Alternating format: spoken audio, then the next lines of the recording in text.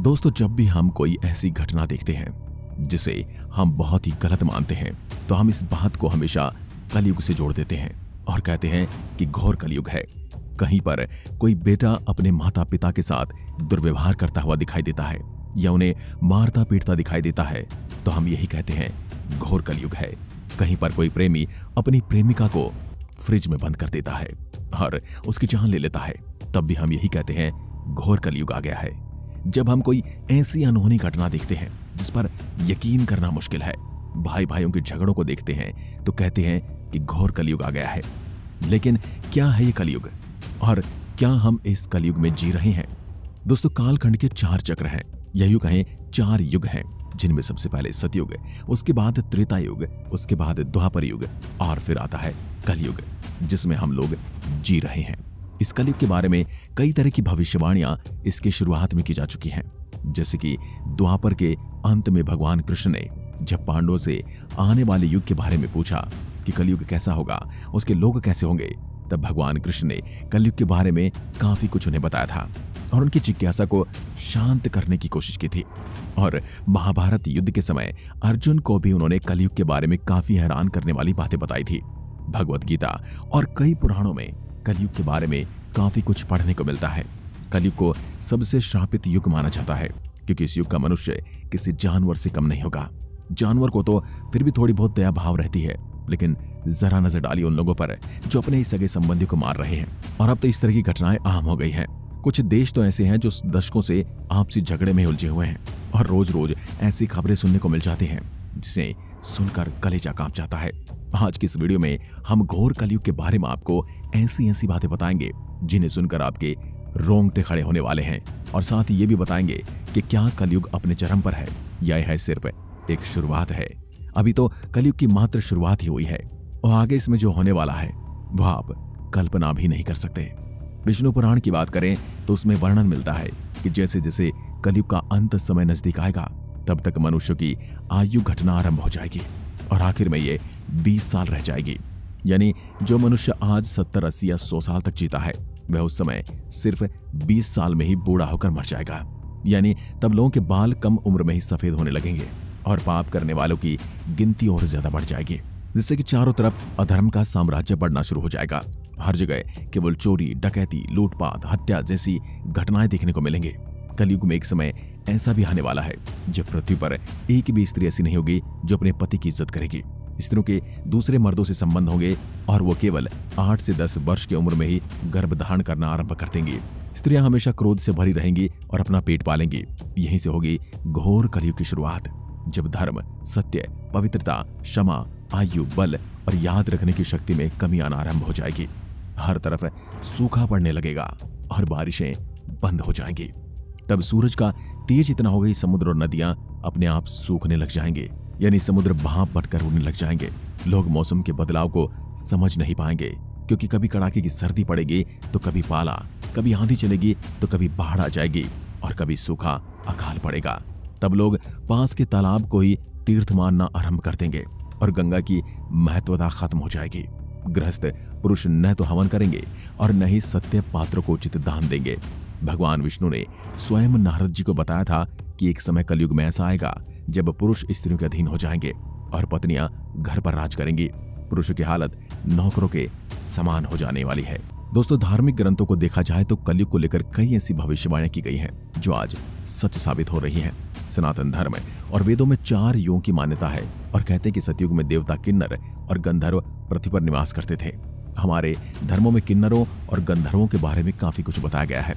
इसके बाद आया त्रेता युग, जिसमें भगवान श्री राम ने जन्म लिया। इसके बाद द्वापर युग की शुरुआत हुई और इस युग में भगवान विष्णु ने कृष्ण रूप में जन्म लिया।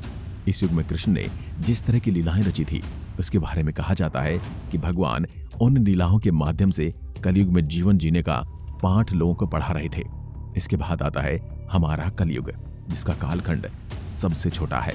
इसी कलयुग में भगवान विष्णु के 10वें अवतार कल्कि का जन्म होगा, जो दुष्टों का संहार करके सतयुग का आरंभ करेंगे। विष्णु पुराण में बताया गया कि कलयुग में पाप इतना ज्यादा हो गया है कि सृष्टि का संतुलन बिगड़ जाएगा। लोग जीवन भर की कमाई एक घर को बनाने में लगा देंगे। लेकिन आपको जानकर हैरानी होगी कि इसी कलयुग को ऋषि वेदव्यास ने सभी युगों में सबसे अच्छा भी बताया है, जबकि इसी कलयुग में सबसे ज्यादा पाप और अधर्म भी होता है। वेदव्यास जी ने वेदों का वाचन किया और भगवान गणपति ने उनके आग्रह पर उनके वचनों को लिखित रूप में प्रकट किया है। वेदव्यास जिन्हें वेदों का रचनाकार माना जाता है, उनकी एक पौराणिक कथा के अनुसार उन्होंने कलयुग को सबसे श्रेष्ठ बताया है। ऋषि मुनियों से चर्चा करते हुए वेदव्यास जी ने कहा था कि कलयुग इसलिए सभी युगों में श्रेष्ठ है क्योंकि 10 साल में जितना तप और व्रत करके कोई मनुष्य सतयुग में पुण्य प्राप्त करता है, त्रेता युग में वही पुण्य 1 साल के तप के द्वारा प्राप्त किया जा सकता है। ठीक उसी प्रकार उतना ही पुण्य द्वापर युग में 1 महीने के तप से प्राप्त किया जा सकता है, लेकिन कलयुग में तो इतना पुण्य केवल 1 दिन के तप से ही प्राप्त हो सकता है। इसलिए व्रत और तप की प्राप्ति के लिए वेदव्यास जी ने कलयुग को सबसे सर्वश्रेष्ठ बताया है। हालांकि इस कलयुग को सबसे श्रापित युग भी माना जाता है और कोई भी सतयुग का मनुष्य इस युग में जन्म लेने की सोचेगा भी नहीं। जब कलयुग का अंत नजदीक आएगा तब जमीन से अन्न उगना बंद हो जाएगा और अन्न की कमी के चलते मनुष्य एक बार फिर से कंद मूल और फल के सहारे रहना आरंभ कर देगा। लोग पूजा पाठ करना बंद कर देंगे, जिसकी वजह से मनुष्य की तुलना पापियों से की जाने लगेगी। जब घोर कलयुग आएगा तब मनुष्य का आचरण दुष्ट हो जाएगा, संसार में परस्पर विरोध फैल जाएगा, संत जन दुखी होंगे और लोग धर्म को छोड़कर दूसरे धर्म को अपनाना आरंभ कर देंगे।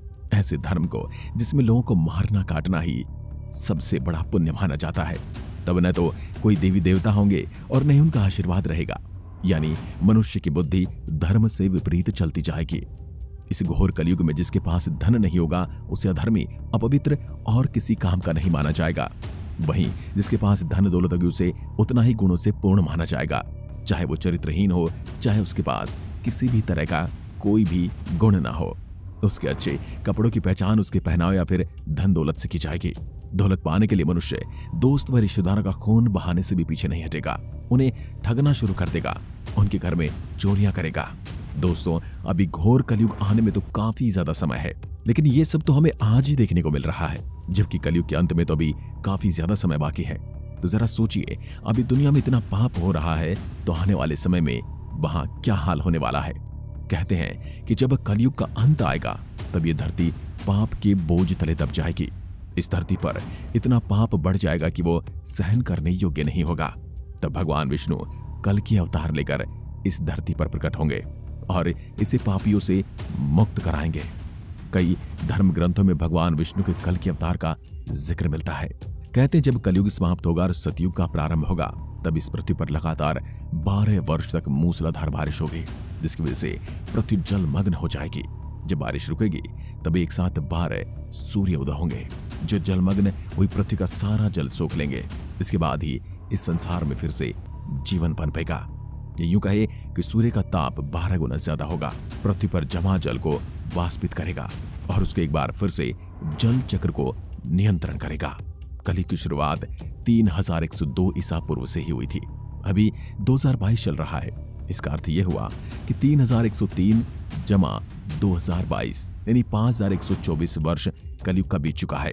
कलयुग की कुल आयु 4,32,000 वर्ष है।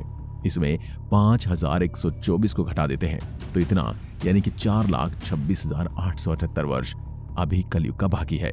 महर्षि व्यास जी के अनुसार कलयुग में मनुष्य में वर्ण और आश्रम संबंधी प्रवृत्ति नहीं होगी, वेदों का पालन कोई नहीं करेगा। कलयुग में विवाह को धर्म नहीं माना जाएगा। जैसे कि आप सुनते हैं, कई बार कुछ लोग कहते हुए सुना होगा कि शादी एक कॉन्ट्रैक्ट है। शिष्य गुरु के अधीन नहीं रहेंगे, पुत्र भी अपने धर्म का पालन नहीं करेंगे, वो माता पिता की उपेक्षा करेंगे। कोई किसी भी कुल में पैदा क्यों ना हुआ हो, जो बलवान होगा वही कलयुग में सबका स्वामी होगा। सभी वर्णों के लोग कन्या बेचकर निर्वाहन करेंगे। कलयुग में जो भी किसी का वचन होगा वही शास्त्र माना जाएगा। धर्म ग्रंथ के अनुसार कलयुग के अंत में हत्या, चोरी, बलात्कार, ब्लैकमेल सबसे ज्यादा होने वाले हैं, जिसके कारण ये धरती का रंग बदल जाएगा, क्योंकि उस समय इंसान एक दूसरे के खून के प्यासे रहेंगे। उस समय इंसान का खून इस धरती पर बहता जाएगा। कलयुग के अंत के समय मनुष्य के मनोभाव की परिस्थितियां इतनी खराब होंगी कि एक पिता अपने पुत्र को नहीं पहचान सकेंगे और न ही पुत्र अपने पिता को पहचान सकेंगे। पिता की मृत्यु के बाद पुत्र श्राद्ध भी नहीं करेंगे, अपने पिता की आत्मा की शांति के लिए प्रार्थना तक नहीं करेंगे। तो दोस्तों, आज की वीडियो में बस इतना ही। आशा करता हूं आज की वीडियो से आपने जरूर कुछ नया सीखा होगा। ऐसी वीडियोस के लिए हमारे चैनल को सब्सक्राइब जरूर करें। धन्यवाद। जय हिंद, जय भारत।